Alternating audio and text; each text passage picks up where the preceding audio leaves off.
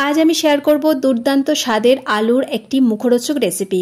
सकल बंधुके Janai care recipe बक्से स्वागत। भिडियोटी लास्ट पर्यन्त देखार जन्य अनुरोध रइल। एटी बानानोर जन्य एखाने 3टे आलू नियेछि, प्राय 500 काछाकाछि आलू और एकटू बड़ साइजेर आलू। एटाके आमी सेদ্ধ करे नियेछि और एटा किन्तु खोला समेतई एइभाবে गोटा सेদ্ধ करे निते होबे। तारपर तार थेके खोला छाड़िए एकटू बड़ बड़ पिस करे आमी आलूगुलो केटे निচ্ছি। देखतेই পাচ্ছো যে কিভাবে আমি আলুগুলোকে কেটে নিচ্ছি। এটা খুব সহজে তৈরি হয়ে যাবে আর খেতে কিন্তু দারুণ। এইভাবে আলুগুলোকে কেটে নিয়েছি। এবার একটা মশলা তৈরি করব। তার জন্য এখানে নিলাম 1 টেবিল স্পুন পরিমাণ গোটা ধনে আর নিয়েছি আদা আর 3টে কাঁচা লঙ্কা আর এই যে ধনে পাতার যে গোড়া ডালগুলো সেগুলো নিয়েছি, মানে একটু শক্ত ডাঁটি ধনে পাতার। এইগুলোকে পেস্ট করে নিলাম।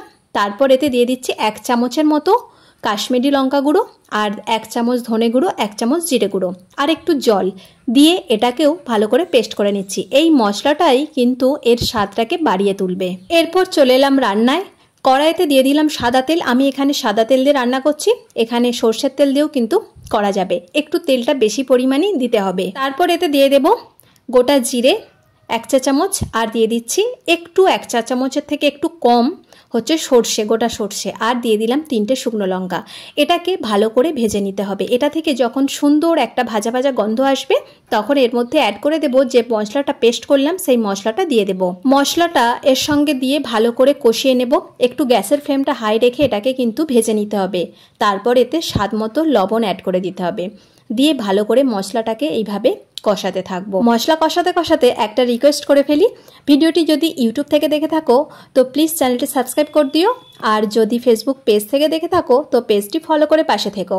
আর এই দেখো মশলাটা যখন ভালো করে কষানো হয়ে গেছে, সেটা থেকে তেল ছেড়ে দিয়েছে, তখন তার মধ্যে দিয়ে দিলাম সেদ্ধ করে রাখা আলু। আলুটা দিয়ে মশলার সঙ্গে খুব ভালো করে কিন্তু নাড়তে থাকবো।